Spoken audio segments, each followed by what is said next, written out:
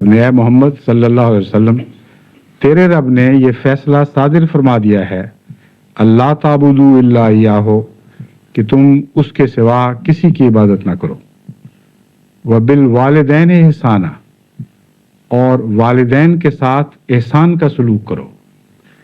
اتنی بڑی اہمیت ہے والدین کے ساتھ نیکی کے برتاؤ کی کہ توحید کی تعلیم کے بعد دوسرے درجے پر خدا نے جس بات کا فیصلہ فرمایا وہ یہ تھا کہ اپنے والدین کے ساتھ حسن سلوک کرو۔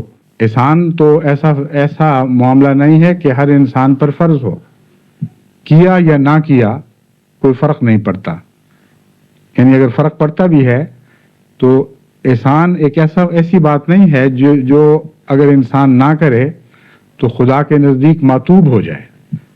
تو پھر خدا تعالیٰ نے ذمہ داریاں ادا کرنے کا حکم کیوں نہ دیا اور احسان کا حکم کیوں دیا؟ اس میں اور بھی حکمتیں پوشیدہ ہوں گی، لیکن دو ایسی حکمتیں ہیں جن کو میں آپ کے سامنے کھولنا چاہتا ہوں۔ پہلی بات تو یہ ہے کہ فرض کی ادائیگی پہلے ہوا کرتی ہے اور احسان بعد میں آتا ہے۔ اگر فرض ادا نہ ہو تو احسان کا سوال ہی پیدا نہیں ہوتا۔ اس لیے قرآن کریم جو بڑی فصیح و بلیغ کتاب ہے، خدا کا کلام ہے، اس نے ایک لفظ میں اس سے پہلے ہونے والی ذمہ داریوں کا بھی ذکر فرما دیا، اور مومن سے گویا یہ توقع رکھی کہ وہ جہاں تک اس کی روزمرہ کی ذمہ داریوں کا تعلق ہے، فرائض کا تعلق ہے، وہ تو لازماً وہ پورے کر رہا ہے، ان کو نہ پورا کرنے کا سوال ہی نہیں۔ لیکن جہاں تک والدین کا تعلق ہے، محض ذمہ داریاں پورا کرنا کافی نہیں ہے، ان کے ساتھ احسان کا سلوک ہونا ضروری ہے۔ ایک یہ حکمت ہے۔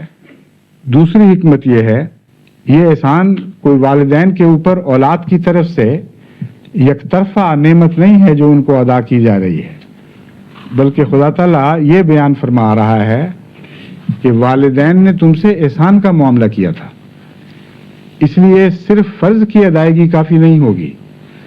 جب تک تم ان سے احسان کا معاملہ نہیں کرو گے تم اپنی ذمہ داری کو ادا کرنے والے نہیں بنو گے۔ چنانچہ فرمایا حل جزاء الاحسان الا الاحسان، احسان کی جزا تو احسان کے سوا ہے ہی کوئی نہیں۔ کوئی شخص تم پر احسان کرتا چلا جا رہا ہو اور تم اپنی روزمرہ کی ذمہ داریاں ادا کر رہے ہو، یہ کافی نہیں ہے۔